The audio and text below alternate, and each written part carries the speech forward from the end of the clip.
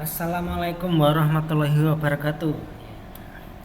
Berjumpa lagi kita dalam video belajar literasi. Dalam video-video saya akan mendampingi teman-teman sekalian untuk berliterasi dengan buku paket yang sobat literasi gunakan di sekolah. Kali ini saya melanjutkan pembahasan tentang materi Bahasa Indonesia kelas 9 kurikulum K13. Dan sekarang masuk ke bab 5, yaitu teks diskusi. Sobat literasi sekalian, sebagaimana yang kita pahami ya, bahwa setiap bab dalam Bahasa Indonesia di K13 itu membahas intinya membahas 4 hal ya. Yang pertama pengertian teks itu, yang kedua struktur teksnya, yang ketiga unsur kebahasaannya, yang keempat cara membuatnya. Nah, pada video saya kali ini mungkin tidak akan lengkap bahas keempat-empatnya gitu ya. Boleh jadi hanya struktur teks dan unsur kebahasaannya aja. Nanti kalau ada waktu lebih akan saya lengkapi keempat-empatnya. Baik, langsung saja kita mulai. Pada video kali ini saya akan membahas tentang pengertiannya dulu ya. Nanti kalau cukup ya langsung lanjut ke strukturnya. Baik,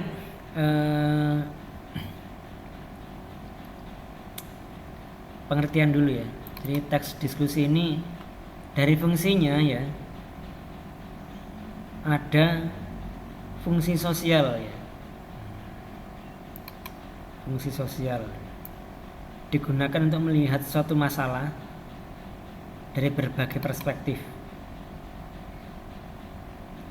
sebelum mengambil keputusan atau rekomendasi. Hal ini dikarenakan teks diskusi mengetengahkan suatu masalah dengan menguraikan beberapa argumen. Nah, teks diskusi sendiri itu apa? Teks diskusi sendiri itu adalah teks yang berisi ya ini ya, berbagai perspektif ini.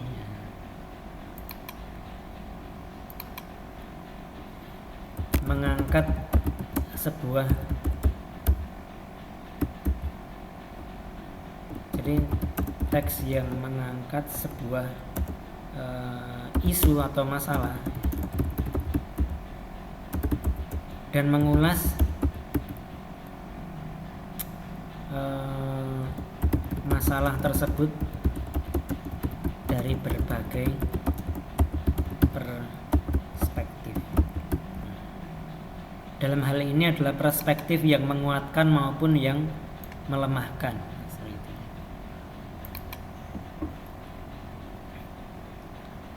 Jadi itu pengertian dari teks deskripsi. Singkat aja gitu ya. Kita bisa langsung bahas ke strukturnya ya.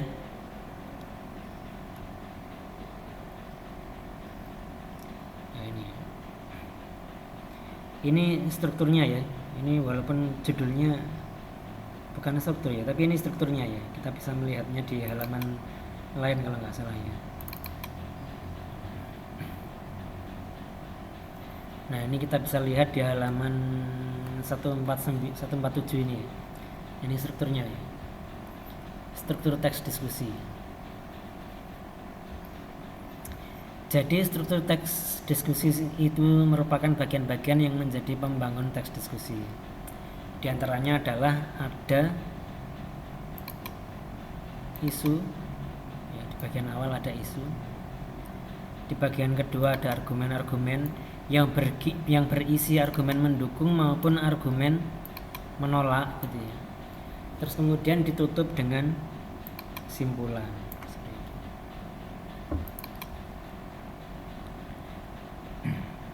Nah, di bagian isu sendiri penulis akan memperkenalkan isu atau masalah yang akan dibahas.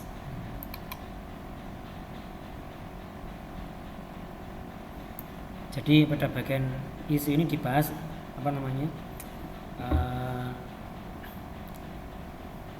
isu atau masalah yang akan bahas pada teks diskusi tersebut. Contoh nih misalnya contoh pada bagian isu kita mau mengangkat apa nih, misalnya kalian kelas 9 misalnya pengen membuat jaket angkatan nih.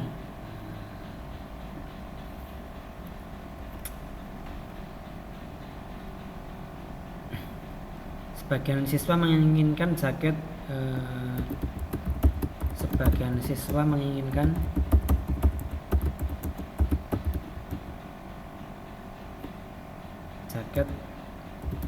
berwarna gelap, sedangkan sebagian yang lain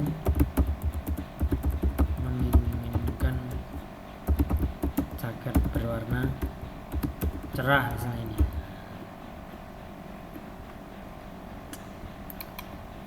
Isunya ini nih. Jadi jaket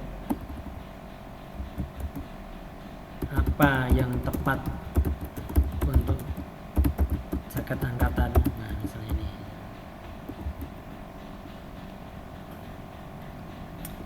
Terus kemudian diulas nih pada bagian argumen.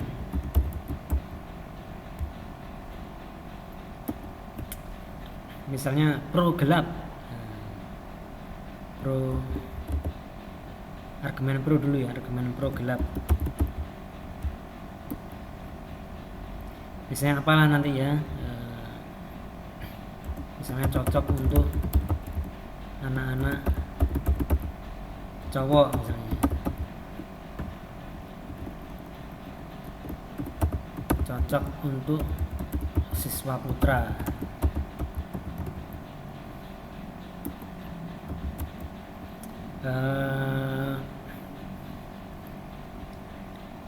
Cocok dikenakan dengan berbagai setelan baju, nah, misalnya warna gelap cocok dikenakan dengan berbagai setelan baju, setelan dengan berbagai warna setelan baju. Terus pro cerah sama aja nih, cocok untuk siswa putri. Ini kita langsung lanjut bahas strukturnya sampai habis ya, bahas contohnya sampai bahas struktur secara utuh dengan contoh ini ya. Cocok untuk siswa putri misalnya. Atau ternyata warna cerah ternyata juga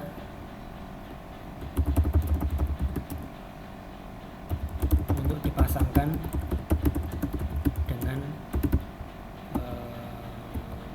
berbagai warna baju.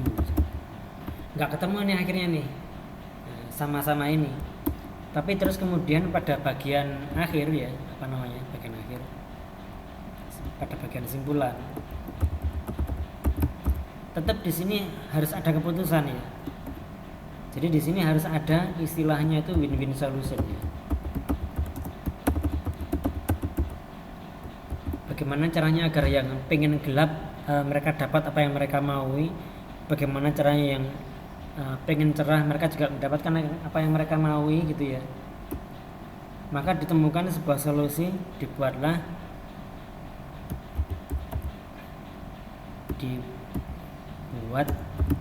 jaket bolak-balik misalnya, yang sisi satunya berwarna gelap, sisi satunya berwarna cerah, seperti itu. Akhirnya selesailah urusannya.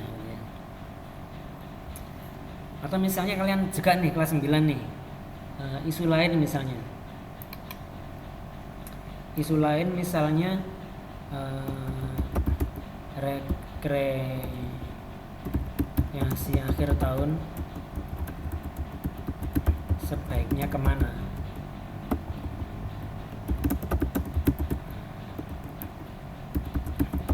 Sebagian siswa ingin ke Bali, sebagian siswa ingin ke Jogja.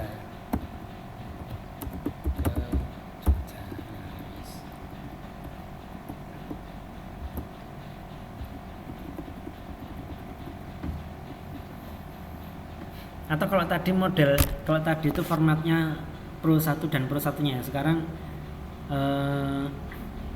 formatnya kita agak beda dikit ya. Misalnya rekreasi akhir tahun ke Bali.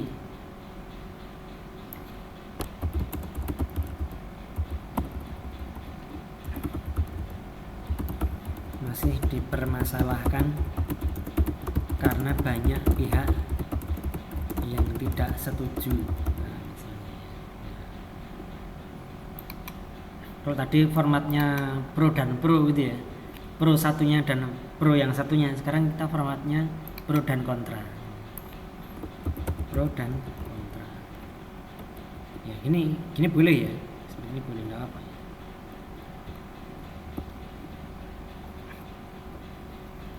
Pro ke Bali ya. Banyak destinasi wisata menarik. Terus kemudian mengunjungi pulau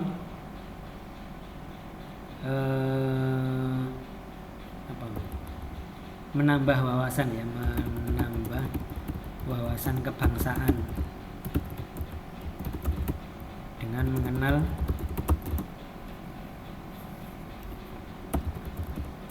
orang-orang di Bali.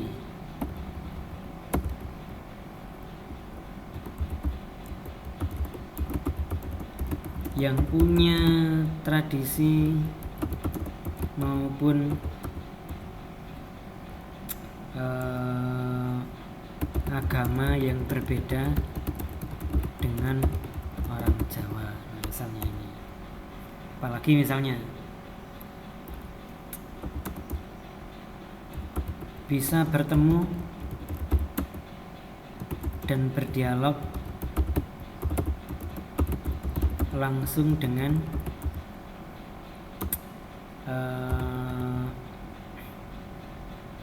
para penutur asli bahasa Inggris.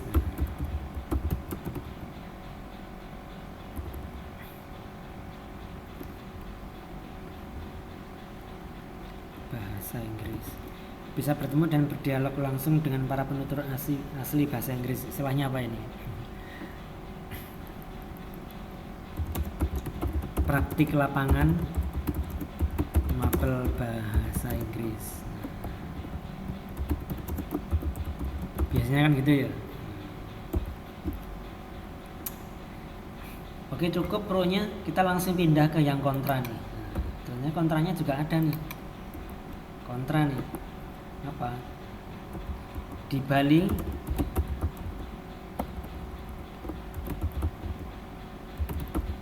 masih banyak hal, bukan masih ya, emang banyak ya, banyak hal berbau klinik yang boleh jadi membuat tidak nyaman beberapa orang tertentu.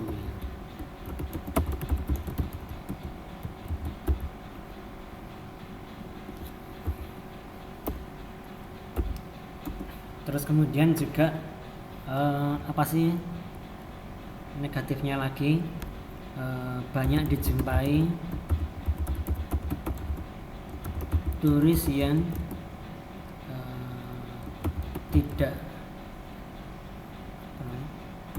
berpakaian dengan sopan dan mengabaikan adat penduduk lokal, yang hal ini juga dapat membuat tidak nyaman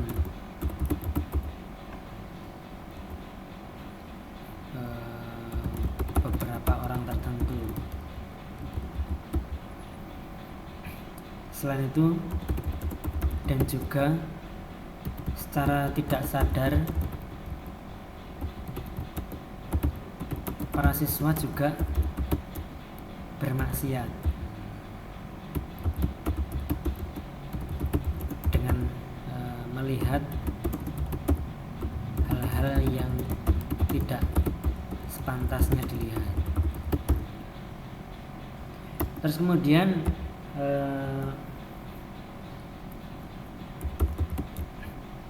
bila ke Bali hanya ingin ke pantai,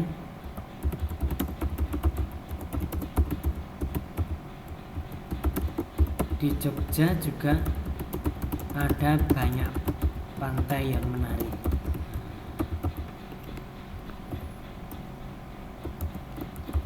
Bila ke Bali hanya ingin melihat keunikan dan ciri khas budaya tertentu,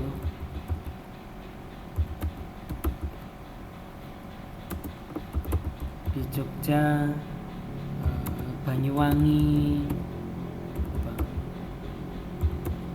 dan beberapa tempat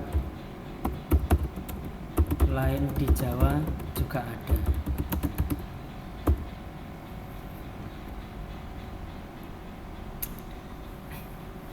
Ini kapital ya, kapital bos, kapital. Ini nggak sempat cepet-cepetan tadi ya. Ini kita lewati dulu ya. Baik, kita lanjutkan. Nah, kita nggak selalu harus win-win solution ya, karena nggak semuanya bisa win-win solution ya. Jadi ini mungkin bisa win-win solutionnya adalah dengan cara ini,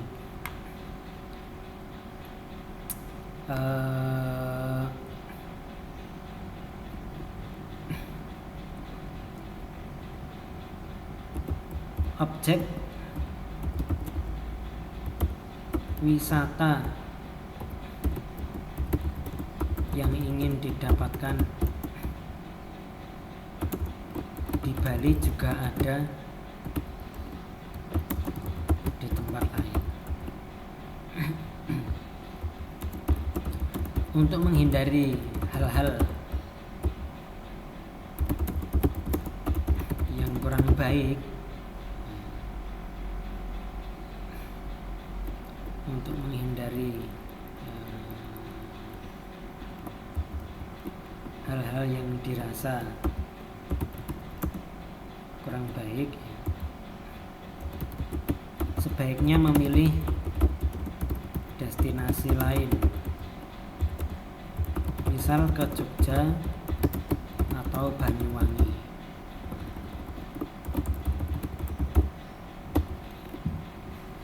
Ini kalau win-win solution. Jadi yang takut ke Bali dengan ini itu terwadahi aspirasinya. Yang ke Bali, yang ingin ke Bali karena ingin melihat objek wisata tertentu ya, juga wadahi juga ya. Sehingga ini namanya win-win solution. Namun selain win-win solution juga ada opsi lain ya, yaitu dengan memahamkan mana yang baik. Enggak selalu harus win-win solution kan gitu, memahamkan mana yang baik. Jadi ini opsi ya, opsional. Boleh yang format win-win solution, boleh yang format memahamkan mana yang baik. Misalnya untuk menghindari klinik dan melihat maksiat, sebaiknya kita tidak ke sana lah gitu ya.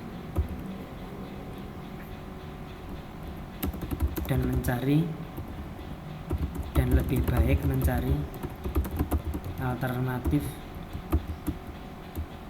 destinasi lain. Nah, baik, itu contohnya. Semoga bisa sedikit memahamkan tentang struktur ya. Kita udah berapa menit ini, kelamaan nih ya. Dan nanti pengertian bisa ya kita ulas jenak lah ya pengertiannya. Nah, ini argumen pro, di sini adalah argumen yang mendukung ya. Ini argumen yang mendukung atau pro. Sedangkan argumen menentang adalah argumen yang bertentangan dengan pendapat yang mendukung. Nah, ini ya. Terus kemudian simpulan adalah ya ini simpulan atau konklusi ya. Ada rekomendasi juga di sana gitu ya. Terus pendapat akhir penulis seperti itu ya. Seperti itu. Baik, insyaallah itu pembahasan kita pada video kali ini. Terima kasih atas perhatiannya. Kita lanjutkan pada video berikutnya. Terima kasih. Assalamualaikum warahmatullahi wabarakatuh.